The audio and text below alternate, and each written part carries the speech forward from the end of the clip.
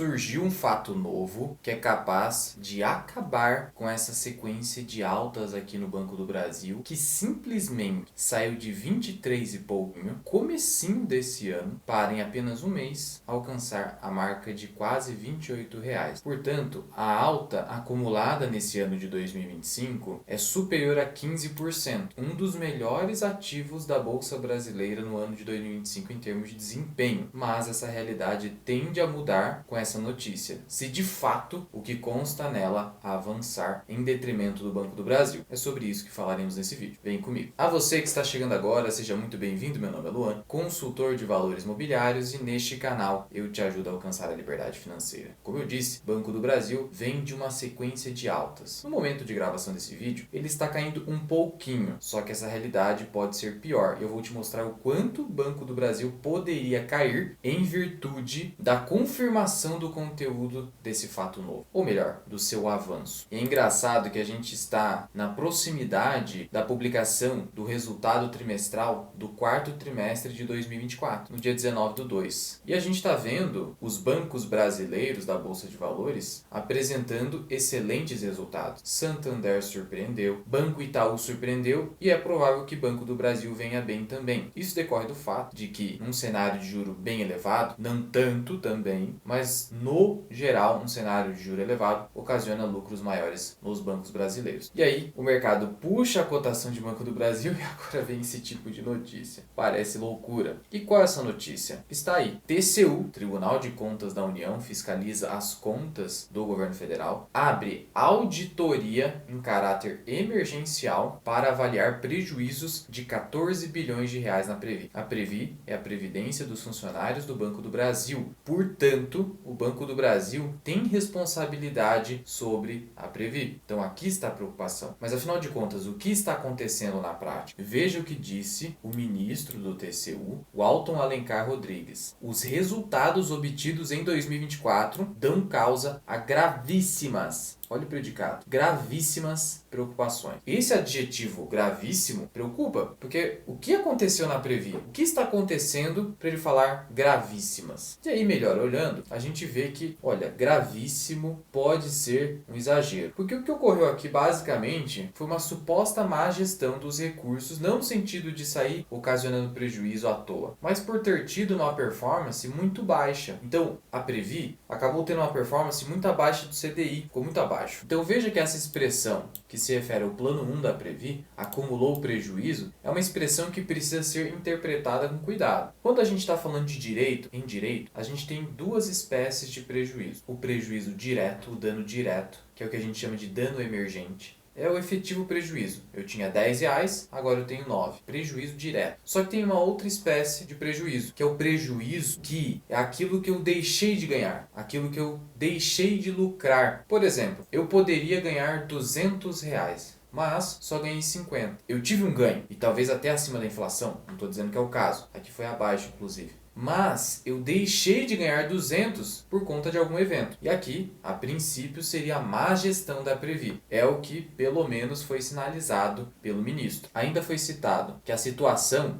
é de inequívoco risco para todos os beneficiados do plano, indicando sérios problemas de gestão. E aí cita aqui no final, falando do Banco do Brasil. Há perspectiva de danos graves para o Banco do Brasil, sociedade economia mista, cujo controle pertence à União, que em caráter extraordinário, então não é fácil também de responsabilizar o Banco do Brasil, mas em caráter extraordinário, poderia ser obrigada a contribuir paritariamente com o segurado. Ou seja, o Banco do Brasil teria que desembolsar e cobrir esse suposto rombo da Previ. Só que, como eu disse, o rombo não é bem um prejuízo direto, não é um dano emergente, foi o que ele deixou de ganhar. Teve uma performance muito abaixo dos índices principais, os principais benchmarks, especialmente o CDI. Diante disso, a Previ se posicionou sobre essa notícia do TCU, dizendo o seguinte: que, embora o ano de 2024 tenha apresentado grande volatilidade nos mercados, os planos continuam em equilíbrio, muito por conta do resultado de 2023. Se você não se lembra, o ano de 2023 foi bom para a Bolsa de Valores brasileira. Muitas carteiras performaram acima de 30%. Por quê? Porque o próprio Ibovespa subiu naquele período mais de 20%, em linha, por exemplo, com o S&P 500. E aí muitas carteiras, a carteira da Previ, por exemplo, performou bem. E aí 2024 foi ruim, ruim para a maioria das carteiras focadas em renda variável. E aí, é citado aqui que não há nenhum tipo de risco de equacionamento, nem de pagamento de contribuições extraordinárias pelos associados ou pelo Banco do Brasil. Então veja, meio que refutou o TCU. O TCU falou, olha, o Banco do Brasil pode ser obrigado a pagar esse suposto rombo. A Previ falou, não tem nada disso. Não teve prejuízo direto. Veja que citou ainda a Previ. A Previ não precisou vender nenhum ativo em 2024 para recompor as suas reservas. Pelo contrário,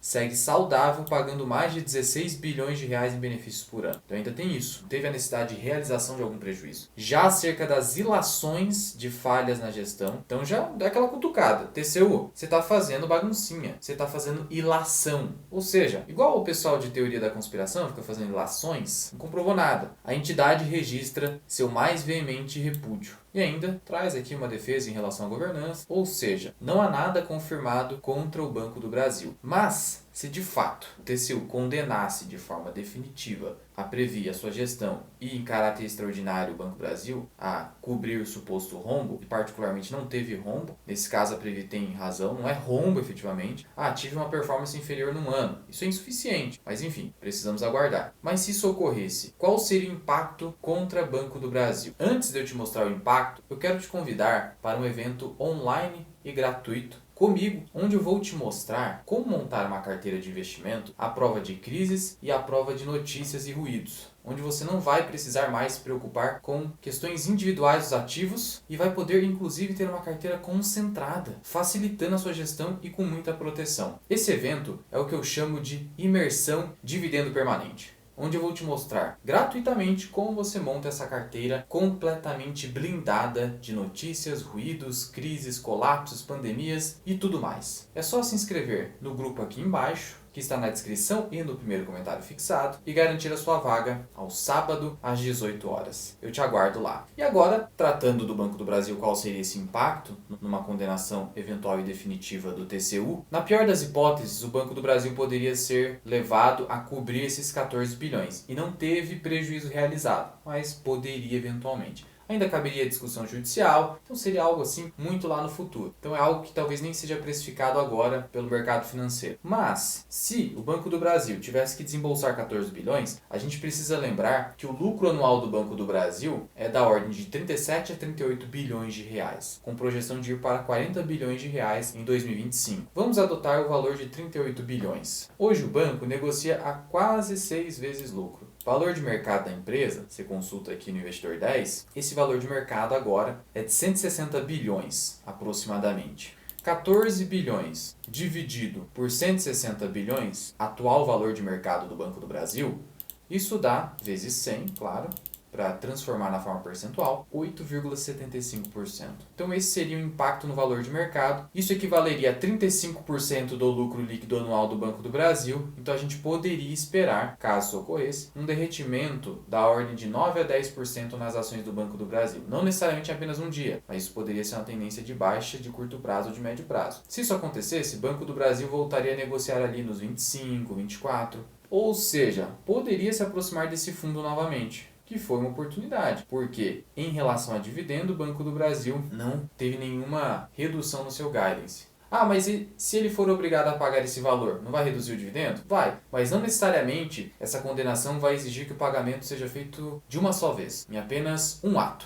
Pode haver um parcelamento. O que costuma acontecer? Acordos, como aconteceu no caso da Vale. Então, os acordos acontecem. Então, eu diria que haveria um fracionamento ao longo do tempo nesses pagamentos. De fato, fosse necessário fazer aí uma reposição a esse suposto rombo de novo, que nada mais foi do que um lucro cessante, mas teria que comprovar de fato a má gestão e condenar a gestão. E aí, em caráter extraordinário, eventualmente, colocar o Banco do Brasil no meio. Tudo isso ainda tem muita coisa para acontecer. Não fique excessivamente preocupado. E como eu te disse, eu vou te ensinar no nosso evento no sábado às 18 horas a não ficar dependente individualmente do que acontece com um ativo ou outro. E para ficar atento a tudo que acontece no mercado, em relação às suas ações, e obter o devido esclarecimento, eu te convido a se inscrever nesse canal e ativar o sininho de notificações para não perder nenhum vídeo. E se você me perguntar se esse seria o momento ideal de vender parcialmente ações de Banco do Brasil apenas para capturar os seus ganhos advindos desse pequeno ralizinho de alta? Eu diria que não. Eu particularmente não farei isso, porque ainda, como eu disse, tem muita coisa para acontecer a respeito desse assunto e talvez as ações nem reajam tanto, ainda mais se o Banco do Brasil continuar surpreendendo positivamente em termos de resultado. Lembrando que o banco ainda negocia com desconto em relação ao valor patrimonial da ação, e esse valor patrimonial cresce com o crescimento do lucro e a acumulação dos lucros no patrimônio líquido, e o índice PL está abaixo da sua média histórica também. E a gente sabe que a Selic vai continuar subindo e o Banco do Brasil hoje está com uma excelente gestão da sua carteira de crédito. Mantenho, portanto, minhas 12.100 ações de Banco do Brasil a um preço médio de 17,61, lembrando que teve desdobramento, e um yield on cost aqui superior a 13% pelo menos. Não farei novos aportes no momento, já é a maior posição, respeitar o asset allocation, como faz parte da minha carteira de renda, eu só vendo se o mercado estiver completamente maluco em termos de valuation, o que é muito difícil de acontecer com uma ação ali de baixo crescimento como é a ação do Banco do Brasil. E se o seu interesse é aprender os 3 únicos indicadores que você precisa dominar para escolher bem ações, eu vou deixar aqui em cima um vídeo, é só você correr lá, que é de graça.